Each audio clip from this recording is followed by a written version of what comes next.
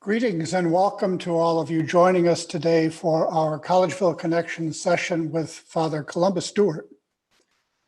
Collegeville Connections is an ongoing series of online events brought to you by the Collegeville Institute, located on the campus of St. John's University in Abbey in Collegeville, Minnesota. Collegeville Connections highlights the work of Collegeville Institute alums and friends from across the spectrum of Collegeville Institute programs. We hope these online gatherings will provide an opportunity for new guests, program alums, and friends to stay connected to each other and learn more about the Collegeville Institute.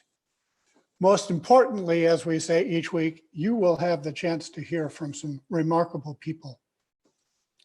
I'm Don Ottenhoff, Director of the Collegeville Institute.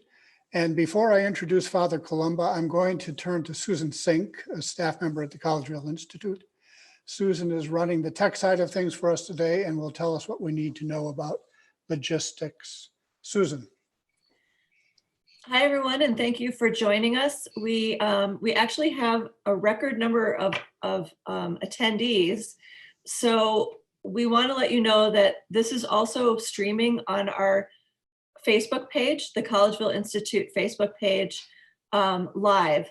So if you should lose your connection or your connection is unstable, you can always go to our Facebook page and watch there. And we do have someone there who is monitoring the comments. So if you want to ask questions, you can do that on our Facebook page and we'll relay them back over here.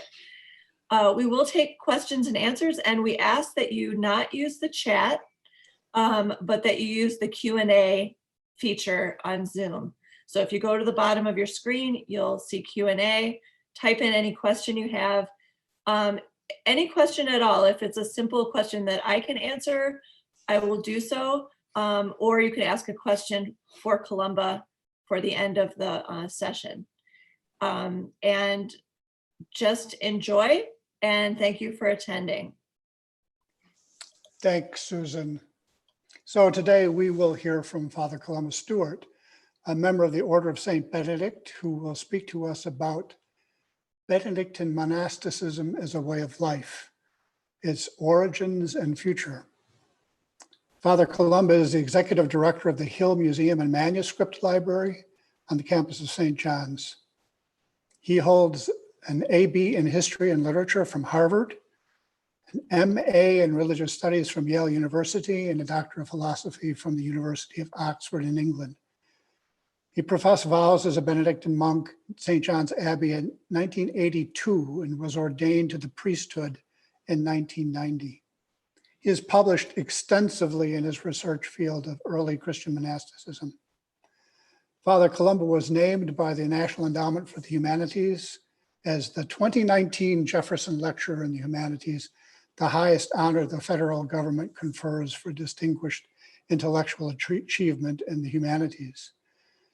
And that, to state it in appropriately rarefied terms, is a really big deal. Other Jefferson lecturers include novelist Toni Morrison, filmmaker Martin Scorsese, and author John Updike. In his role as Executive Director of the Hill Museum and Manuscript Library, Father Columba has been featured on many national and international media outlets, including 60 Minutes, BBC World News, PBS's Religion and Ethics News Weekly, as well as in The Economist, Smithsonian Magazine, and the Wall Street Journal. So again, here to speak with us about Benedictine monasticism as a way of life, Father Columba Stewart. Thank you very much, Don, and hello, everyone. Good morning, good afternoon, good evening, depending on where you are. One of the great advantages of this medium is that we can be speaking to a truly broad audience located everywhere you can imagine. So it's really a privilege to be with you today. My goal is to introduce the Rule of Benedict and make the case for why it has proven so successful as providing a spiritual path, as well as for providing a kind of blueprint or charter for creating sustainable community. And I think both of those things are very relevant for people today, no matter what their particular circumstances of life are. And so I think that will give us plenty to talk about in the Q&A. I think historically, that's a result of my education, training, and interests. So I need to begin historically and situate the Rule of Benedict in its broader context, and then specifically within the monastic tradition from which it came. Then after that, we'll talk a little bit about the Rule of Benedict as a spiritual path and the keynotes of that spiritual path. And then we'll talk about the Rule of Benedict as creating sustainable community and how it structures relationships within community, all with the intent of realizing fundamental Christian values within a practical lived context. And then I think we'll have plenty to talk about at the end. So let's talk about the background. The actual dates and circumstances of the Rule of Benedict are not precise. Traditionally, we say that he was born around the year 480, so late 5th century, central Italy, that he died around 540, and that therefore the rule was probably 430, 435, as it seems to be the work of a mature and experienced individual. The biographical details we have are from the dialogues of Pope St. Gregory the Great, book 2 of the dialogues. It's a beautiful document and evocation of Benedict as a kind of successor to great biblical saints. In terms of what we think of as history and biography, that's not what it's about. So it's difficult to press it too hard for specific details. But they do give us the sort of basic outline of his life, his own monastic development, and then his founding of the great monastery of Monte Cassino, which becomes the mother house of Benedictines over the centuries. Now, what's really important to know about the Rule of Benedict in its broader kind of social and historical context is that it arises at a time of chaos and war. And so it represents an effort by a group of monks to establish a kind of sustainable and safe place where they can live the monastic life with all of that stuff happening around them. So just to give you a sense of what this means, so if we think of the late 5th century, around the time that Benedict is born, so after, say, 476, the Roman Empire, as it was, collapsed. And you begin to have a series of kingdoms in Italy, which are controlled by what we used to call barbarians, and now we call Germanic tribes. In other words, the ancestors of a lot of the people who live around the Collegeville Institute. So Italy was controlled by these various tribes who were seeking to expand and obviously move into a very wealthy and cultured area. And in the process of that, many of these Germanic tribes people became very sophisticated, educated, and cultured. So Benedict is born at the time of the replacement of the Roman Empire by those Germanic tribes. Well, the real power in the empire, the Roman Empire, had shifted east to Byzantium, so the great city of Constantinople. And you can imagine that the people who were there, who considered themselves to be Romans, because they considered themselves the heirs of the historic and older Roman Empire, weren't happy about these kind of rough-edged upstarts coming into Italy and taking over this area, which had so much history for the empire, as well as for Christianity. And so they pushed back. So around the time that Benedict is thought to be writing the rule, in the 530s, and around the time of his death, somewhere around 540, there's a large war between the Byzantine forces trying to regain Italy and reincorporate it into the empire, and then these Germanic tribes people who've established their own kingdoms, and they're resisting the invasion by the Byzantine people trying to come and take it back. So this is really a kind of very messy, chaotic time where you can't count on anything. And so the importance of creating a sustainable monastic community within that chaos becomes all the more important. This isn't a time of tranquil contemplation. This is a time when you had to create a place where contemplation could even be possible.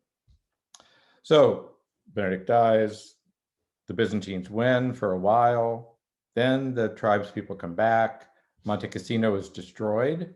It would be destroyed twice in its early history and once again in World War II, which explains its motto, Successa virescit, which is Latin for cut it back and it still grows, because Monte Cassino has done that.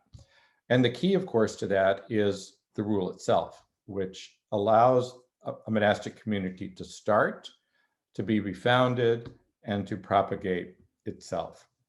Now, one last historical note before we go into the monastic background to the rule, and that is to say that really the reason that we're even having this conversation, that I'm a Benedictine monk of St. John's Abbey in Collegeville, Minnesota, is because of those Germanic tribespeople, because it was the greater stability brought in the late 700s, early 800s by the Frankish kingdom of Charlemagne and his successors. So this Holy Roman Empire, which sputtered on for many, many centuries after Charlemagne, that is when the Rule of Benedict really came to the fore as the standard monastic rule. And so we say it's really Benedict who wrote the rule, and then another Benedict, St. Benedict of Aniane, who was the agent of the Carolingian Empire, founded by Charlemagne, continued by his sons. Benedict of Aniane was the monastic agent who reformed the monasteries, and they did it on the basis of the Rule of Benedict, and that included many of the monasteries responsible for founding us. So when you hear a little bit of that history, I hope it makes the rule a little more interesting and makes it a little more relevant for thinking about times of social flux and change and conflict. When we talk about the rule itself and place it within a sort of broader monastic lineage, it came along at a really good time, because the Rule of Benedict was written as a kind of culmination of an early period of rich development of monastic literature. There were already other rules, and those rules were used by Benedict, as well as other monastic literature, because these are the days when plagiarizing from a predecessor was a mark of tradition and reverence. It wasn't something you had to footnote, although he gives us some clues here and there about what he actually used as his sources. So the Rule of Benedict is not the last rule, but it is the one that lasted, precisely because it comes along at just the right time to benefit from the earlier monastic wisdom from places like Egypt and Gaul, which is modern-day France, from Italy itself, from as far away as Asia Minor, modern-day Turkey. All of these influences coming into the Western Latin monastic tradition through a large enterprise of translation. And so you had people who either went there or who got a hold of these Greek monastic writings and then translated them into Latin. And those find their way into the Western monastic tradition exemplified by St. Benedict. Two major influences were John Cassian, who was a 4th and 5th century monk, probably originally from Eastern Europe, spent time in Palestine and Egypt through various circumstances, which are interesting but not relevant today. He eventually lands up in southern Gaul, so along the kind of modern Côte d'Azur, southern France.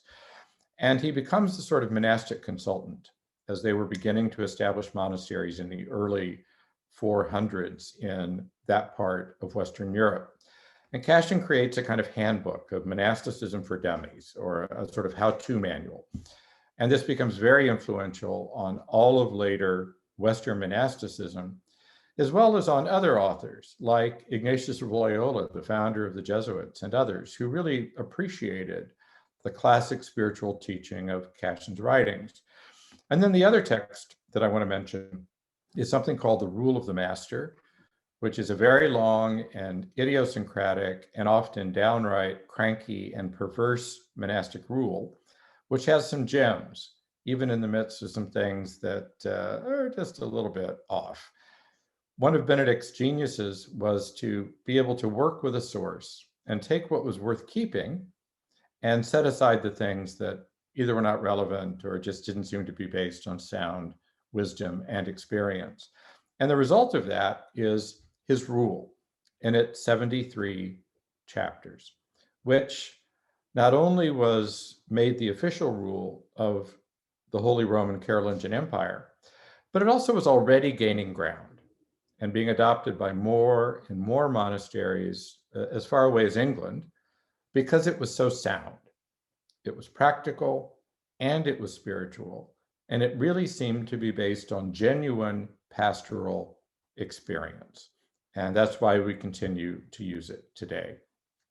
So I want to talk a little bit now about the keynotes of the spiritual path outlined in the Rule of Benedict.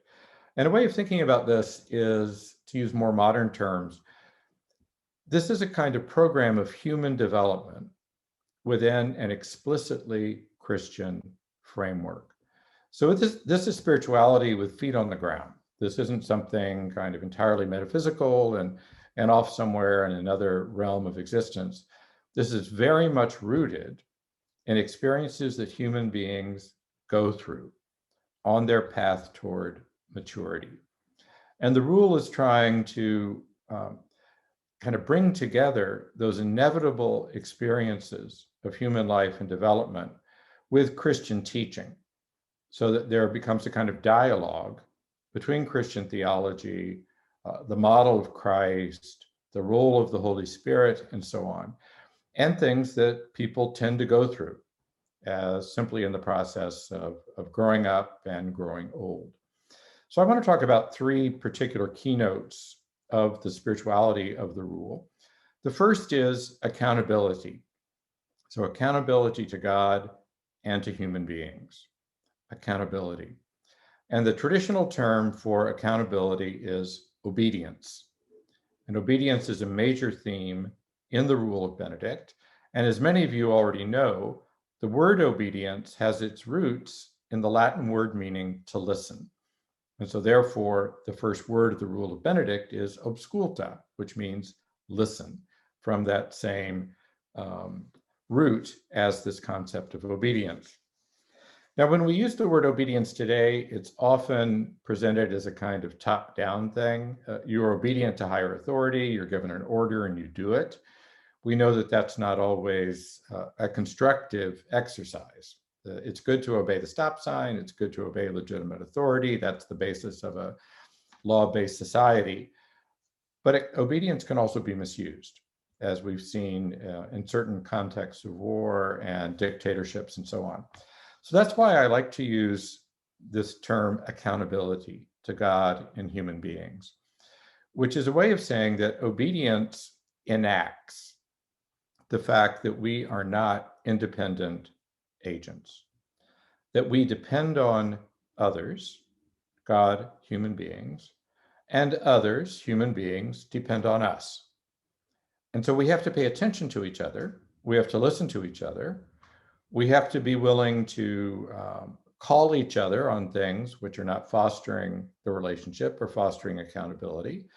And sometimes we have to be willing to kind of suck it up ourselves and do what we know what we need to do or what we've been told to do, even if left entirely to my own devices, it's not the way I might choose to live. Now, anybody who's ever had a job, anybody who's ever been married knows what this kind of accountability is. We call it obedience in a monastic context. And so when we talk about obedience to God, that's where the role of Lectio Divina or spiritual reading, which is a fundamental Benedictine practice, comes in. This idea that you look to the Bible, read slowly and contemplatively, not read literally, but read with an eye toward what in this is speaking to me, or how do I make this text written so long ago relevant for my life here and now? That's one of the ways that we hear the voice of God. And of course, we also hear the voice of God speaking through other people. And when I talk in a little bit about the structured community of the Rule of Benedict, I'll say a bit more about how that actually operates in his understanding of human interactions in community. The second keynote is learning from experience. And the term that the Rule of Benedict uses for this is humility. Now, humility is another one that we struggle with because we often hear the word humility used in phrases like false humility, somebody who isn't humble at all but pretends to be because they think it's the right thing to do or a kind of attractive virtue. The way that the Rule of Benedict uses humility is instead describing the process of learning from experience, and particularly the notion captured by the old Latin motto, ad astra per aspera. You get to the stars through hardships.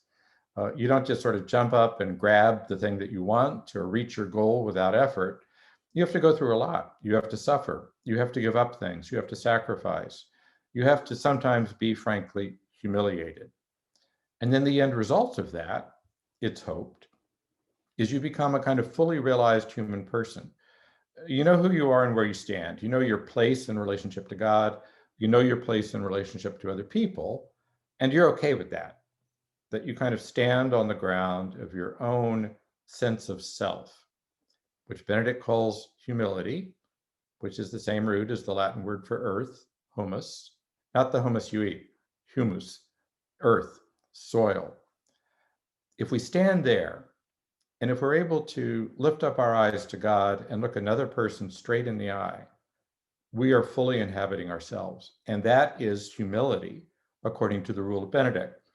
Now, if you've read the rule, and probably most of the people watching this today have read at least some of it, you find the teaching on humility in chapter 7, which is kind of a compendium of teaching on obedience and interaction with others and processing the inevitable hardships of life. The chapter on humility has 12 steps, and any of you who are familiar with 12-step programs and AA and other such things will note the 12. And when you look at the 12 in the Rule of Benedict, it kind of offers a similar program of sort of realizing that there is a God, and that God is not you. And that sort of initial reality check, and then moving from there into what that actually means in the way that we interact with other people. And then learning to accept the fact that we can't always do what we want, and that sometimes we're imposed something that we would not have chosen ourselves. And then we have a choice. Do we, so we buck it all the time? Do we fight this instruction or this need or this obligation?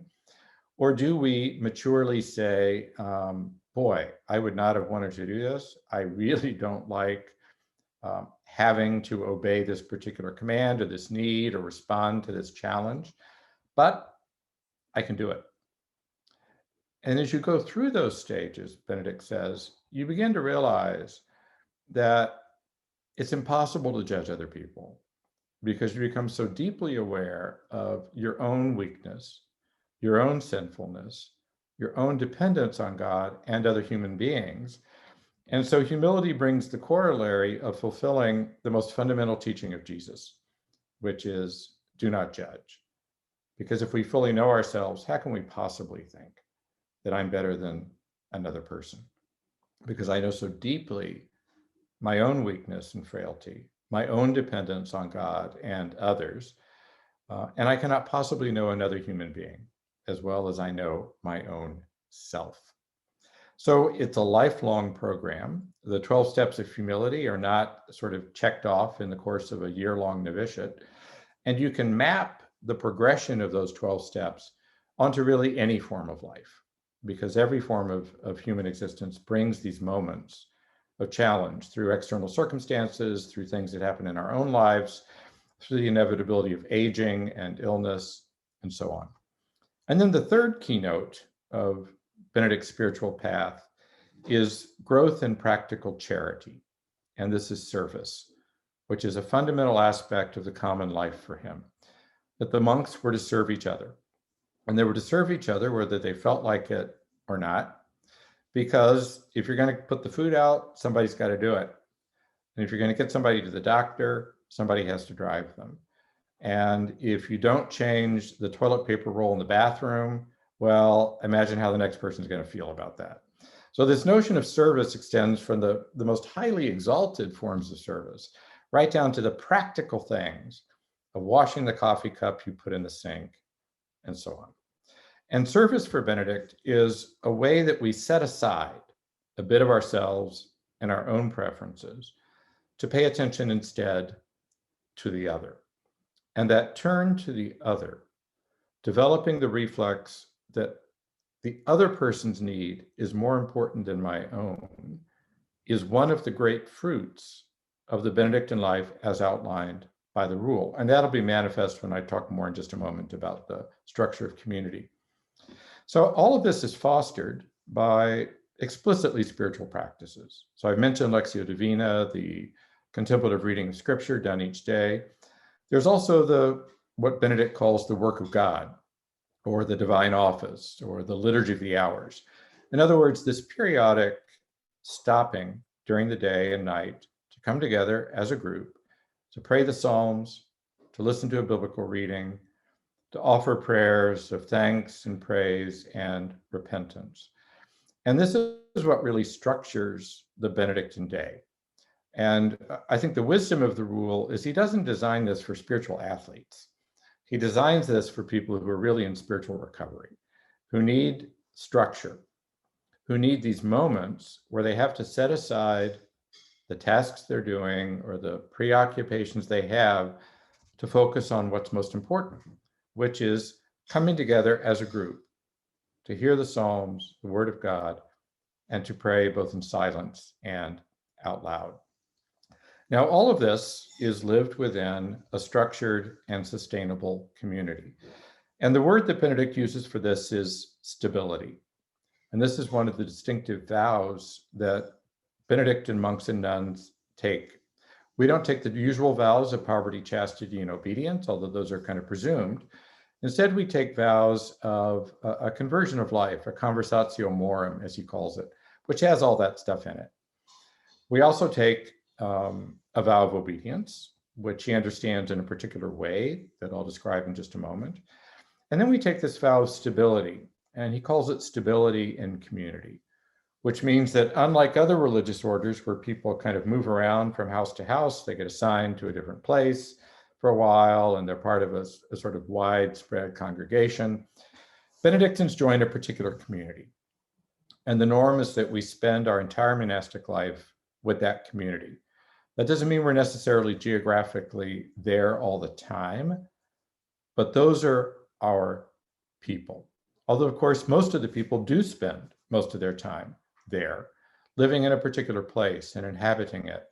And Benedictines have a reputation for taking good care of where their monasteries are because they intend to be there for centuries. This isn't, oh yeah, we got a good price on this house. It'll work for our little priory for a few years, and then maybe we'll find something else we like better. No, we go and we settle. And so we've been in our particular piece of land since the early 1860s, a few years after our founding. And those of you who know Collegeville personally can see the care we take with our land, our buildings, and so on, because an aspect of stability is creating an environment which fosters all of the things I've talked about already. And so Benedictines have a keen aesthetic. We like beautiful nature. We like beautiful human creations, because these are all expressions of the talents and skills that God has given us. Okay, so now I'm going to turn to talking about creating community. The way that the spiritual path and the creating community overlap in the rule is in the most fundamental spiritual principle that Benedict teaches in his rule. And this is really, I would argue, the most distinctive marker of Benedictine spirituality. And that is the idea that Christ is present and Christ is met in the community in every aspect of its life and in every one of its people. Benedict speaks of the abbot as having the place of Christ in the community as teacher. The abbot himself, of course, is obedient to the gospel and Christ. So in our abbot, we are meant to see the presence of Christ. And that's why he has a place of honor, and that's why he's typically our teacher. But Benedict does not rely on a purely hierarchical, vertical axis of authority, where it's sort of God, abbot, everybody else. Instead, he says we meet Christ in all sorts of other people, including in people who might be the least expected. We meet Christ in the ill and in the seniors, that in their very suffering and weakness, they are representing to us and showing us the passion of Christ. We meet Christ in the pilgrim and the poor, the seeker and the wanderer, the person who has nowhere to lay his or her head, as Christ says of the Son of Man, of the poor who have thrown themselves on the mercy of God and the mercy of other people. We meet Christ in the young as well as the old. The point being, you realize Christ is everywhere in this life and in this community. If I can only learn to recognize his presence. And then, of course, sometimes the hardest bit of all is beginning to realize, hey, that means I'm Christ too in my interactions with other people. And sort of accepting the fact that I'm both a sinner, the program of chapter 7, and accepting that reality and God's mercy, and I am a bearer of Christ to other people. Wow. So when we think about the rule, that vertical axis I mentioned of Christ, the rule, and the abbot, and then the monks, that comes right out of the desert tradition. That's a kind of axis of obedience in the traditional sense. And I should say that the Rule of Benedict is unusual in saying that the abbot has to obey the rule, because the norm at that time is a new abbot could write a new rule. There wasn't a fixed standard to which everybody was accountable. And Benedict intended his rule, though it could be amended, to be something that everybody was accountable to, including the abbot. But there's also this horizontal dimension of relations in the community. And this aspect of the rule, which is talking about how monks relate to each other, including the abbot, but even like the youngest novice or candidate to the community, this horizontal dimension really comes from another monastic tradition, and that's from the communal monastic tradition of Egypt associated with St. Pachomius. And it also comes from St. Augustine, the towering theologian of the early Latin Church, who also himself founded monastic communities. And though Augustine could be pretty strict in lots of things, and not everybody likes some of his theology as a result of that, I myself don't like all of it, to be honest, his writings on charity are magnificent. And much of what he says about practical charity and sensitivity to the other and leading by love rather than strictness finds its way into the, and it's Benedict's absorption of that line of thinking, that strand of monastic teaching, that makes his rule so fruitful. It's not just this. It really is recognizing the dynamics of life together in community. So examples of this in the rule, for example, would be chapter 3, where he talks about the need for the abbot to consult the community when you have certain big items of business to do. So stuff that the abbot just can't do on his own. So it's, you need to, what can I think of that would have been relevant in Benedict's time? You want to build a new wing on the monastery, and it's going to cost some money. You want to negotiate with a local landowner for access to a field that you might be able to use even if you don't own it. I mean, these sorts of major things. And Benedict says that the abbot should call the monks together because the abbot himself can't count on the fact that the Holy Spirit told him what to do.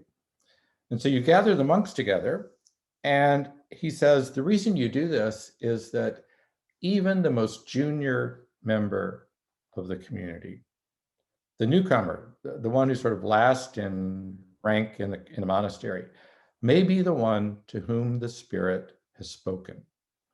And so therefore you have to provide the opportunity where that manifestation of the will of the Holy Spirit can be heard. And that's why you bring the whole community together.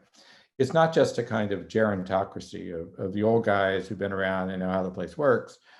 You need to allow room for the Spirit to operate. I've spoken already of service. Benedict says the principle is the monks should serve one another. So that means in the refectory, the infirmary, whatever needs to be done, you're supposed to attune yourself to this reflex of attentiveness to the other person. And this takes me to one of the most, in my mind, I kind of geek out on this, one of the most interesting aspects of the rule and showing the genius of the rule is Benedict's discussion of rank in the community. And this is something which both kind of strikes us as a little bit odd, but also is where his real genius flowers. Benedict says that in the monastery, there should be a rank. People should kind of know where they stand in the line, literally stand in the line as we do when we have processions. They're in order. And where they stand for sort of other needs in the monastery where you figure out, who goes first or who gets first crack at something. But what he says is rank in the monastery does not depend on age. It does not depend on your family background or your education. It is purely objective based on when you entered the community. So the person from a poor background, uneducated, can rank higher than somebody who's an aristocrat if he happened to come to the monastery just 1 minute earlier. And he provides rank just so you can, as I say, make things sort of simple within the daily life. So giving people some sense of, as I said, where they line up. In traditional monasticism until fairly recently, where they would sit in the refectory in their order.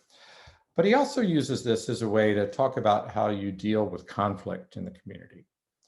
So that the basic principle is if I offend my senior, who may be younger than I am, but got to the monastery before I did, I should make the effort to apologize. And so I should sort of presume that I'm the one in the wrong because I'm the junior. I don't have as much experience and wisdom, and I should be willing to apologize. And so this sort of daily lubrication of interaction is what is meant to sort of govern things on a day-to-day basis. But remembering, of course, that rank in the community, who's junior or senior to me, depends on that objective criterion. Now, these days, we use the titles father and brother in a men's community, and that depends on whether you're ordained or not. In Benedict's time, you called all of your seniors nonus, which means venerable one, basically.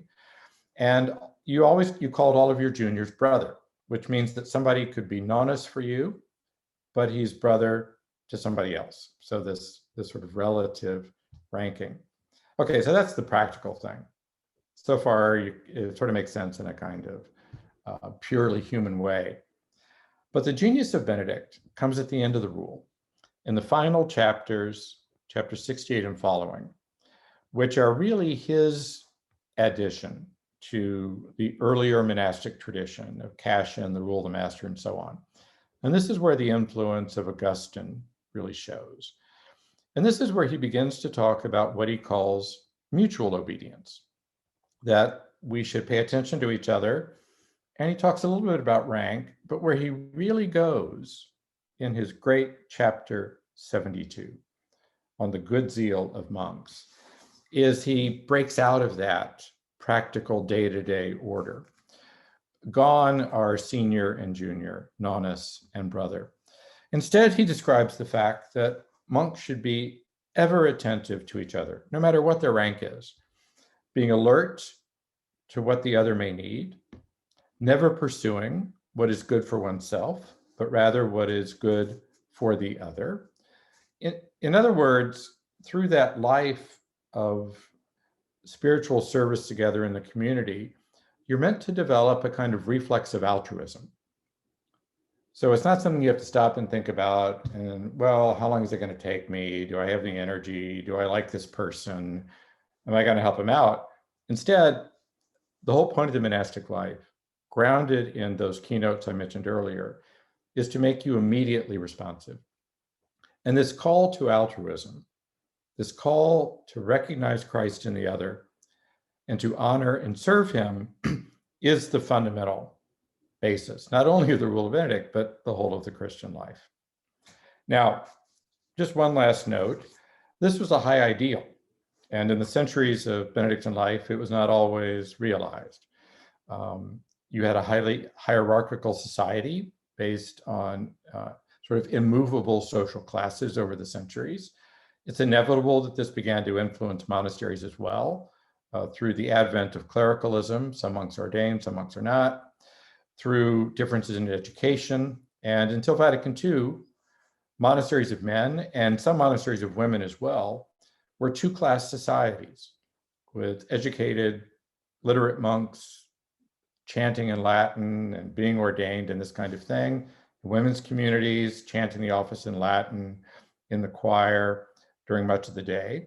And then another class of monks who did the manual labor.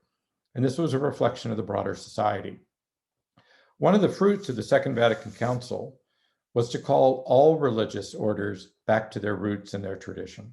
And there is no such distinction to be found in the Rule of Benedict. Everyone works, everyone serves, you use the talents and skills to do the job that you're asked to do. And everybody is fully a member of the community. And so this was a real change for a lot of monasteries of men in this country, monasteries of women in Europe, which were more traditionally structured than the Benedictine sisters who came to the United States and by force of their circumstances could not live exactly the same life as Benedictine women in Europe with their more cloistered form of living. But it was a very important moment in bringing us one step closer again to the way that Benedict envisioned community. Christ in everybody, and Christ in me as well. So I think instead of wandering off into more interesting byways of history, I think I'll stop there and invite comments, questions. I think, Don, you're going to field things and feed them to me. So away we go. Thank you. Great, thank you, Columba. And I invite people to ask questions through the Q&A function of Zoom.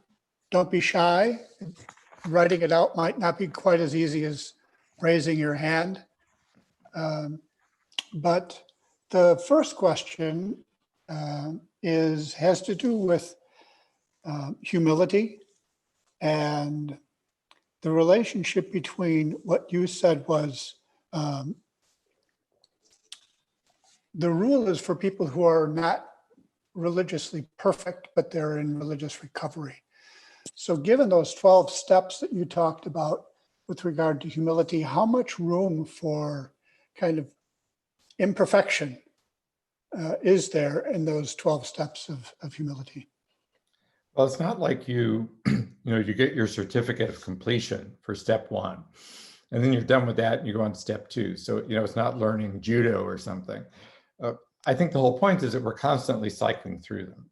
And as probably everyone on this Zoom knows, human life involves a lot of repetition, of sort of going back through things. And I think the understanding of Benedict is like the understanding of his monastic predecessors, that we cover so much of the same ground, we make the same mistakes, but ideally, we're doing it not just in a level circle, but we're doing it in sort of a spiral. So as we do this, we're benefiting a bit from our previous experience. We know something is survivable. We know that we can recover from it. And that process of sort of repetition, going back up and down the steps, as well as I think many people find that just because of their personality or their issues, they spend a little more time on a particular step than somebody else might. And that's just because we're built differently. But I think the trajectory that he outlines is an important one, because it's saying that there is a point to all of this. And there is a kind of maturity, what he calls humility, that we can attain. And the proof of it is that we know people like that. So we know people, wisdom figures in our life, in our families, in our communities, in our workplaces, who seem to have got there somehow. And that doesn't mean they no longer struggle. It doesn't mean that they're no longer, tempted or whatever it is. It just means that they're kind of settled. And I think that's the goal that he outlines for us. And just one last thing on that, in the 12th degree of humility, I didn't go into them in detail. He talks about the truly humble monk as being the same wherever he goes. He's the same in church, as in the field, as on a journey, as at home. There's no pretense. There's no putting on a mask or acting out a role, depending on context. Always the same person. And I think that kind of freedom is remarkable and certainly worth striving for. Another question. So the rule, I think, came out of what we tend to think of as the Christian West. Can the rule and the Benedictine way teach and be witness to the world, something other than the West? I think it can, particularly when you realize that so much of the teaching in the Rule of Benedict is actually Eastern Christian. So it's coming out of Greek and Syriac and other traditions of the Christian East. And these traditions of the Christian East, which influenced the rule through translation, also traveled across Asia in the early centuries. I mean, there were Christian communities that come from this lineage in places like Southwest India in the 1st and 2nd centuries, and then the Great Silk Road across Asia. And of course, whenever the rule goes to a new place, it takes on some of the flavor of the soil. But I think the basic bones of the teaching work, even if some of the words in the Rule of Benedict need a bit of translation. And those of you who are being attentive today, which I expect is most of you, have noticed that I've done some of that translation myself. So I don't lead with obedience, humility, stability. I use terms that are more familiar to us in our kind of psychologically oriented way of thinking today. But I think that the teaching itself does work. And I think it's proven highly adaptable with Benedictines really around the world and almost every conceivable culture. So some of the listeners are looking to you, Father Columba, as a wisdom figure yourself. And one question asks, how does the Benedictine call to respond to the needs of neighbors and those in community translate to the 24/7 news cycle and instantaneous communication? Many young people today are overwhelmed by the sheer volume of need in the world.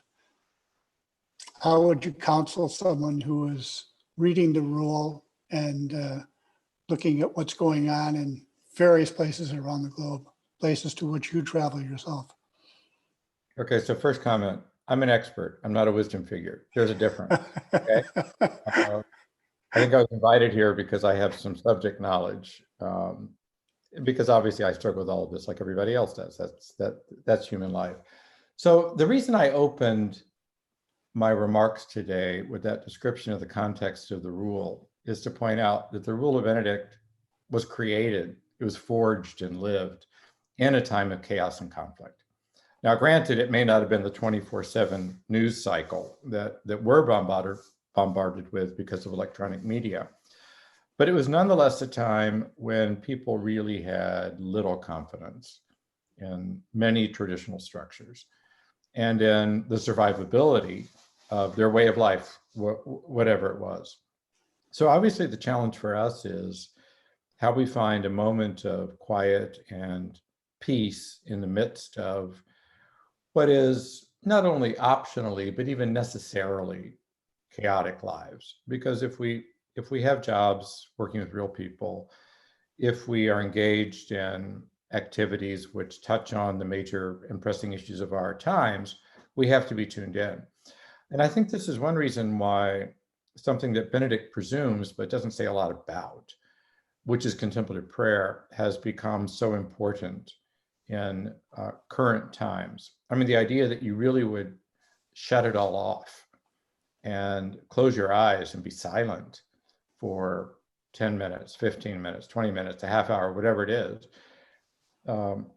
We've had to, in a sense, compress contemplation sometimes into those little hits, like getting a sort of hit of oxygen when you're climbing up a mountain. We need those intense periods of contemplative reflection and meditation precisely because of the chaos around us. And I think in Benedict's world, it was understood to be a little more spread out, a little more woven into the fabric of the day.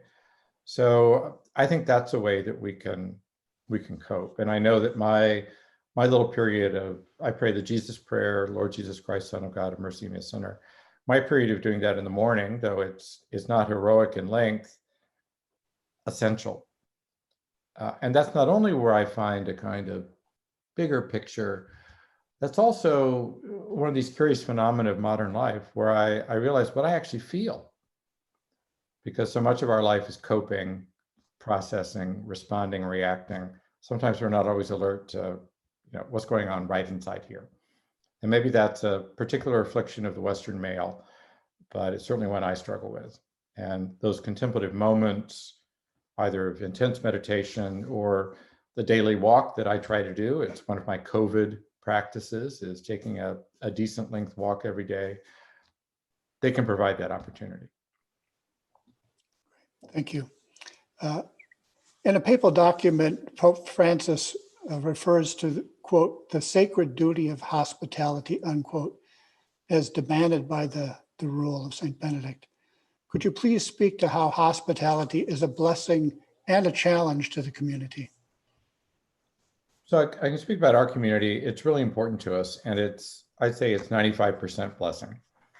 One of the decisions we made as a community about 20 years ago was to invest in building a proper guest house. And for all of our activities of hospitality, like schools, the Institute, and so on, we hadn't really focused much energy and resources on the fact that there are people who just want to come and hang out. They want to pray with us. They want to go for a walk in the woods. They want to experience a kind of quiet. They want to be in a room that doesn't have a television in it. And that was a key moment for us, because it helped us remember again what our entire Benedictine way of life is all about. Yeah, there's room for schools and the Lit Press and the Institute, all these other things that are on our campus, which are forms of hospitality. But the greeting the other and welcoming them in our guest house for a retreat or for just quiet time is a kind of purified form of hospitality. And that has been a great lesson to us. And it's also helped us understand better how all of these other things that we're involved in should, ideally do, manifest that Benedictine practice of hospitality. So it's built into us. It's part of Benedict's teaching. I mentioned earlier that one of the powerful ways in which we meet Christ is in the guest, the pilgrim, the poor. And so that's why it's pretty central in what we do. And I know that Pope Francis has called that out. Pope Paul VI, when he made St. Benedict the patron of Europe, emphasized that dimension of Benedictine tradition. It wasn't just the fact that Benedictines had elegant black habits and chant the office and this kind of thing. Our contribution really was this notion of hospitality founded on learning to see Christ in the other. Another question is, do you see a role of the Benedictine oblate for the perpetuation of the rule in the 21st century? Absolutely. I think Benedictine monasteries, traditional Benedictine monasteries in this country and in Europe at least, are really in a moment of transition. And it's, to be honest, it's not clear how many are going to be around. And our presence in our apostolates, as we call things like our prep school, the university, and so on, is smaller than it used to be. So there are fewer of us kind of representing the monastic life and Benedictine principles in those environments. So we're learning more and more to regard our oblates not only as kind of, fairly serious spiritual people who like to be attached to a monastery, but really rather as something more like partners and helping us keep a lot of things going. So an active volunteer program, and many of the volunteers are oblates. We're helping out in various aspects of our life here. And then the way that oblates have grown from a pretty minor aspect of most Benedictine monasteries to being a pretty significant presence, large increase in numbers of people, all walks of life, all ages, different Christian traditions, so not all of them necessarily Roman Catholic, who are thinking very seriously about what this tradition means for their way of life. Married people, single people, whatever their circumstances are. And that's really exciting. And you match that to these various groups that go under the rubric of the new monasticism, of people forming intentional communities, which may consist of families who do certain things together but live separately, may have a little more intense communal structure, and are really looking to the Benedictine tradition for inspiration in how to do that. So I think we're seeing a kind of handing on of the tradition to these new expressions. And I think we'll always be around in the kind of traditional model, But I think the Benedictine landscape is going to be a lot more variegated and I think interesting and creative as we move ahead into an uncertain future. There's a book out there now, which I think you're familiar with, the title of which is The Benedictine Option. Yeah. The main message of that book is that if we're to look at Benedict today, Christians need to separate themselves from a world and church that no longer forms souls but caters to selves. Is there a difference between forsaking the world and for the sake of the world? So I've talked about this a little bit before, and I've had a polite disagreement with the author of that book on this matter. So without getting into a debate about what he says in the book, let me say this. I think Benedictines have always been enormously gifted at recognizing the times they are in and responding to them. And part of the call of Vatican II, of course, was for the church to engage with the world. So, the great document Gaudium et Spes, the joy and hope of the world, and it goes on to say, the sorrows and sufferings of the world, they are all the churches as well. And as I've thought a lot about this, one of the ways I'd like to express it is to say, the only world God gave us is the one we're living in right now. And the only moment in history that we have is the one that God has given us right now. And to withdraw from the challenges it poses, I don't think that's our vocation. Now, that doesn't mean that Benedictines don't need certain forms of separation for the sake of protecting their community, just like families need certain forms of boundary and separation to protect their own family life. But it means that we're fundamentally optimists about the human project. I'm fundamentally optimistic about what can happen when people follow the path that we've committed ourselves to. So I would prefer to do it on that kind of optimistic tone. And despite everything that happens around us, I just can't help but be optimistic about all this. Great. Thank you, Columba. We're getting to the end of our time. We have a number of questions from people who are asking for bibliography. Which books would you recommend if people want to go deeper into the rule? Which of your books would you say people should start with? So I think what we can say is we will ask you that question here at the Collegeville Institute and put it up on our website. So those of you who are asking for bibliography, we will ask Father Columba about that, and we'll put some information about that on the website. So thank you very much, Father Columba, for sharing your knowledge and your experience with us today. And thanks to all of you online for joining. And I'm really sorry we were not able to get to everyone's questions. We have a lot of excellent questions out there. So we may have to invite Father Columba to join us again, and you'll get another chance to speak with him. So we invite all of you to join us for future Collegeville Connection events. Please watch for event information and registration details on our website and social media platforms. Next Wednesday, March 17, same time, noon to 1 o'clock Central Time, you'll have the opportunity to hear from Susan Sink, who you saw earlier today, Collegeville Institute staff member, writer, and poet, who is the author of The Art of the St. John's Bible. The St. John's Bible is the first handwritten, hand-illuminated Bible in over 500 years. And next week, Susan will help us to come to know this stunning work more intimately, and I believe with images and explanations of the Bible itself. So once again, thank you very much, Father Columba. Thank you all for joining us, and have a wonderful afternoon.